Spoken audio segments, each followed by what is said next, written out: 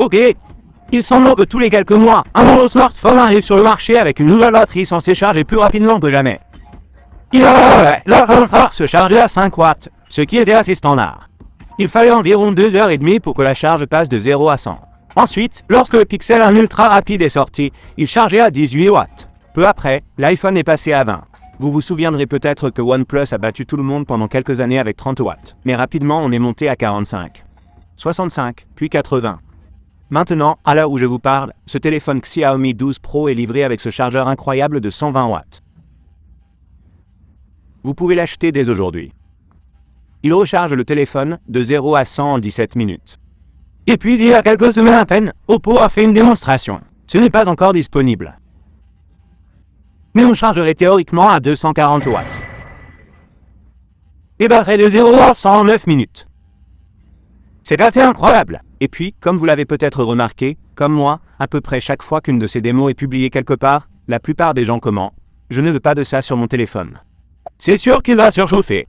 Ce sera une chance qu'il tienne la charge plus de 5 minutes avant d'exploser. Les gens de tous horizons sont universellement convaincus que cela ne peut en aucun cas être bon pour la batterie de votre smartphone. Ce qui va faire réfléchir. Si c'est vrai, pourquoi ces fabricants continueraient-ils de faire ça? La charge rapide détruit votre batterie. Alors je me suis plongé à fond dans le sujet. Beaucoup de recherches sur Google, beaucoup de lectures d'articles, beaucoup de conversations avec plein de points de vue intéressants, et voilà le résultat. La chaîne des batteries s'est améliorée au fil du temps, mais aujourd'hui, tous les téléphones utilisent des batteries au lithium-ion ou au lithium polymère. Et leur façon de fonctionner est qu'elles ont un côté positif et un côté négatif. Les ions lithium circulent du côté négatif vers le côté positif à travers une solution électrolytique liquide. Qu'ils circulent de leur circuit. Cela permet au téléphone d'être alimenté par la batterie. Cependant, lorsque ce flux est terminé, la batterie est à 0% et complètement morte. Ainsi, recharger la batterie revient à déplacer ces ions du côté positif vers le côté négatif à travers cette solution électrolytique. La première chose à savoir sur le chargement d'une batterie est que les batteries sont un peu comme une éponge. Elles absorbent le plus d'énergie lorsqu'elles en contiennent le moins. Et puis, elles se remplissent, elles ne peuvent pas absorber aussi efficacement, et il y a une perte d'excédent. Avec une éponge, il y aurait juste de l'eau qui passerait. Avec une batterie, c'est en fait un excédent de chaleur. Et donc, ce qui se passe, c'est que la charge se fait plutôt suivant une courbe. Ce chiffre, avec la chaleur rapide de 100 watts et 150 watts, ne correspond pas au taux de chaleur constant. C'est juste le point culminant, le maximum dont elles sont capables. Mais ça ne correspond généralement que brièvement au taux réel. Ainsi, un chargeur rapide de 65 watts, par exemple, avant 65 watts seulement pendant les premières minutes. Assez tôt durant la charge en cas de batterie faible, puis diminuera progressivement et ne fera qu'une charge de maintien à une puissance inférieure après environ 80%. Et vous pouvez réellement le constater en utilisant l'un de ces câbles de geek avec un écran, qui vous permet de voir exactement la quantité d'énergie que votre téléphone reçoit pendant que vous le chargez. Je mettrai un lien sous le bouton j'aime. C'est la batterie se dégrade avec le temps. L'iPhone, comme vous le savez sûrement, vous permet de le visualiser, il vous montre le pourcentage. Donc, si vous avec la santé de la batterie, vous pouvez de Donc, ce 13 Pro que j'utilise est à 97% de la capacité qu'il avait lorsque je l'ai acheté il y a 5 mois. Alors pourquoi cette capacité baisse? C'est la vraie question à laquelle nous essayons de répondre. Et il s'avère qu'il y a plusieurs raisons liées à la dégradation des batteries. Ce sont de petites choses fragiles. Stockage très dense en énergie. Elle n'aime pas être exactement à 100%, ni à 0% non plus. Et elle se dégrade naturellement au fil du temps, au fur et à mesure qu'elle passe par des cycles de charge.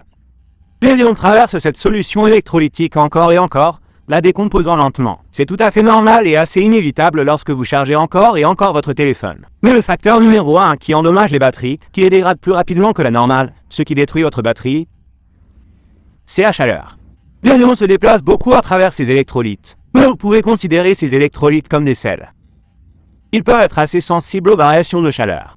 Ils peuvent en fait cristalliser et obstruer les anodes et les cathodes, ce qui les empêche de stocker les ions lithium. Et comme je l'ai mentionné plus tôt, lorsque la batterie n'est pas dans la charge optimale, elle est moins efficace et cette énergie supplémentaire se manifeste sous forme de chaleur, ce qui ne promet rien de bon.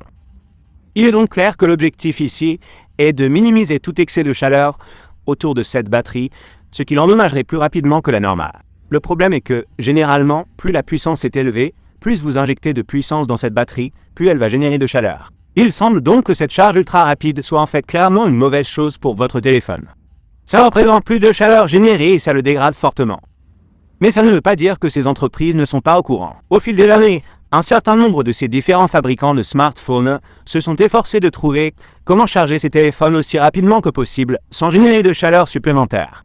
Si vous regardez la page de Xiaomi à propos de leur charge rapide, vous trouverez des tonnes de tableaux, de graphiques et d'affirmations sur ce qu'ils font pour contourner ce problème. Une nouvelle avancée a été apportée par OnePlus lorsqu'ils ont abandonné ce chargeur Warp Charge 30T. C'était plutôt intéressant et peut-être un peu déroutant que nous ayons le Warp Charge 30 et Warp Charge 30T et que les deux fassent 30 watts. Mais le 30T était plus rapide. Mais cela était dû au fait qu'avec le 30T, la gestion de l'énergie était gérée dans l'adaptateur plutôt que dans le téléphone, de sorte qu'il y avait plus de chaleur produite par l'adaptateur dans le mur plutôt que par le téléphone près de la batterie. OnePlus pourrait donc mettre la même quantité d'énergie dans le téléphone mais pendant une période plus longue sans risquer un excès de chaleur. La courbe de charge pourrait ainsi être améliorée.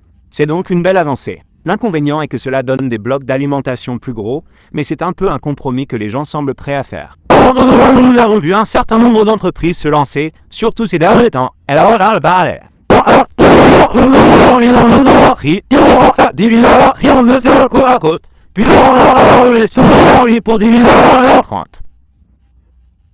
Il s'agit d'un moyen simple mais astucieux d'obtenir des temps de charge plus rapides sans générer trop de chaleur. Au lieu d'essayer de pomper 50 watts dans une seule batterie de 5000 mAh, vous pompiez de 25 watts dans deux batteries 2 fois plus petites. Cela a l'air beaucoup moins de chaleur avec seulement 25 watts, mais en combiné, lorsque vous dessinez les courbes, vous pouvez obtenir l'équivalent d'une charge de 50 watts et vous pouvez mettre 50 watts tout en générant moins de chaleur. Mais cette méthode présente également un inconvénient, à savoir une capacité globale de la batterie légèrement inférieure.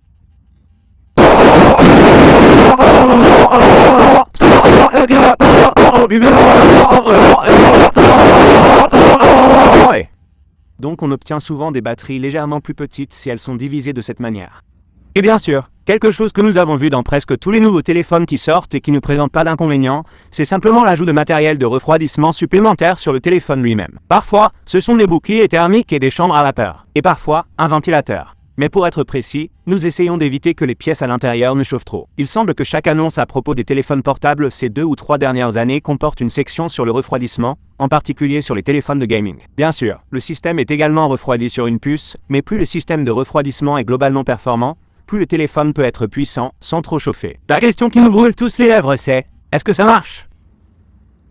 Ça pourrait être si simple, tant que le téléphone est suffisamment refroidi, on peut lui fournir toute l'énergie qu'on veut. Eh bien, il y a l'inconvénient que j'ai mentionné plus tôt avec l'adaptateur plus grand et peut-être que le téléphone sera plus épais et la batterie de plus petite capacité, mais la question à laquelle on essaie de répondre est la suivante. Qu'est-ce qui risque de détruire votre batterie ? Nous répondons simple. Il va savoir qu'il existe en fait une norme industrielle pour ça, d'après les recherches que j'ai effectuées et les gens de ces entreprises avec qui j'ai parlé. L'objectif généralement accepté est un état de santé de la batterie de 80%. Après 800 charges. Supposons que vous chargez votre téléphone environ une fois par jour. Ça représenterait environ 2 ans. Donc 80% de charge au bout de 2 ans. Cet iPhone est maintenant à 97% après environ 5 mois. Il tient donc la route. Il sera à environ 85% après 2 ans. Ce qui est plutôt bien. C'est au-dessus de la norme de l'industrie qu'il respecte donc officiellement. Maintenant, pour tous ces nouveaux chargeurs ultra rapides, eh bien, c'est dur à dire, car oui, ils sont nouveaux. Ils viennent de sortir et on n'a pas de données à long terme. Et c'est dommage que les seules informations que je puisse utiliser proviennent directement des fabricants. Donc, oui, je les crois donc sur parole quand ils disent que la charge rapide n'abîme pas le téléphone sur la durée.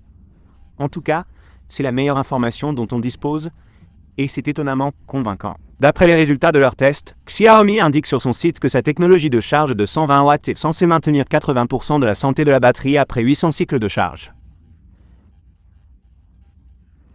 Apple sur leur site, ils n'ont pas la charge la plus rapide, mais ils indiquent 80% après seulement 500 charges. Mais comme je l'ai dit, il semble qu'ils surpassent leurs propres affirmations en promettant moins et en allant au-delà. Et puis on retrouve les OnePlus, qui ont annoncé qu'ils auraient un téléphone qui charge à 150 watts cette année, et affirment qu'ils ont spécifiquement déclaré que la batterie fonctionnerait à 80% après 1600 cycles. Ça aurait plus de l'industrie, ce qui signifie qu'ils ont la possibilité de continuer à progresser. Ne vous méprenez pas, les compromis sont bien réels. Tout le monde veut pas un téléphone plus épais, d'un bloc d'alimentation plus gros, ou d'une batterie de capacité légèrement inférieure. Mais de mon point de vue et d'après les résultats des tests que nous pouvons consulter, fondamentalement qu'une charge rapide ne doit pas lâcher la durée de vie de votre batterie. Et le plus beau dans tout ça, c'est la commodité. En plus du fait que ces entreprises travaillent tout activement à améliorer ce genre de choses. Vous avez peut-être entendu parler des chargeurs au nitrure de gallium. Il y en a déjà quelques-uns de disponibles sur le marché. Avec cela, la taille du bloc d'alimentation est réduite par rapport aux chargeurs en silicium typiques qu'on utilise tous actuellement. Vous pouvez donc fabriquer un chargeur de nitrure de gallium de 65 watts 2 fois plus petit qui offrira la même puissance. Mais en réalité, de nos jours, on n'appelle pas un smartphone pour rien. Les batteries modernes sont intelligentes. Les téléphones modernes disposent tous de tonnes de matériel et de capteurs à l'intérieur du téléphone pour aider à mesurer la température et à réguler la charge. Ils gèrent donc toutes sortes de choses automatiquement. Enfin, tous les téléphones ajouteront une série de fonctionnalités logicielles pour vous aider à préserver activement votre batterie. De plus, certains téléphones comme le ROG Phone 5 disposent d'une recharge directe. Ainsi, lorsque le téléphone est branché et que vous jouez, ce qui n'est généralement pas une bonne idée sur un téléphone ordinaire, le système est alimenté sans ajouter de charge à la batterie. Ainsi, vous n'exercez pas de stress ni de chaleur supplémentaire sur la batterie et elle peut rester en état optimal beaucoup plus longtemps. Les derniers iPhone et Pixel disposent également actuellement d'une fonctionnalité qui permet, si vous vous branchez la nuit à peu près à la même heure tous les soirs, que le téléphone mémorise après quelques jours à quelle heure vous vous réveillez. Ainsi, au lieu de charger jusqu'à 100% lorsque vous le branchez, il charge jusqu'à 80 puis attend jusqu'à ce que vous soyez sur le point de vous réveiller, peut-être une heure avant votre alarme, puis charge jusqu'à 100 pour vous réveiller avec une batterie pleine mais aussi en meilleur état. Et presque tous les autres téléphones dotés de cette charge ultra rapide à venir devront disposer d'une suite d'options de l'état de la batterie que vous pourrez optimiser dans le logiciel pour faire passer la protection de l'état de votre batterie au niveau supérieur. Je ne sais pas à quelle vitesse la charge va s'améliorer dans les prochaines années. Inévitablement, cela va continuer à s'améliorer à mesure que les fabricants y travaillent. Tout ce que je peux vous dire, c'est que la meilleure chose que nous puissions faire pour nos téléphones est de les utiliser comme d'habitude. Et de ne leur donner aucune raison supplémentaire d'avoir chaud. Le laisser sur le tableau de bord de votre voiture par une journée ensoleillée, jouer en étant branché pendant de longues périodes, des trucs comme ça. Si vous pouvez éviter que votre téléphone ne surchauffe, vous optimiserez les performances de votre batterie. Et ces fabricants de smartphones savent tous que ces problèmes de batterie sont une mauvaise nouvelle. Donc, s'ils font tous leur travail, alors tout ira pour le mieux pour nous. Fait amusant, le fameux problème d'explosion de la batterie du Galaxy Note 7, aussi fou soit-il, n'était pas réellement dû à une charge rapide ou à une surchauffe. En fait, c'était juste un problème avec leur fournisseur de batterie qui s'était trompé dans certaines dimensions. La batterie se pliait alors avec les côtés positifs et négatifs vers le haut dans les coins. De quoi méditer. Quoi qu'il en soit, vous avez maintenant la réponse. Merci d'avoir regardé. À la prochaine les gars. Salut.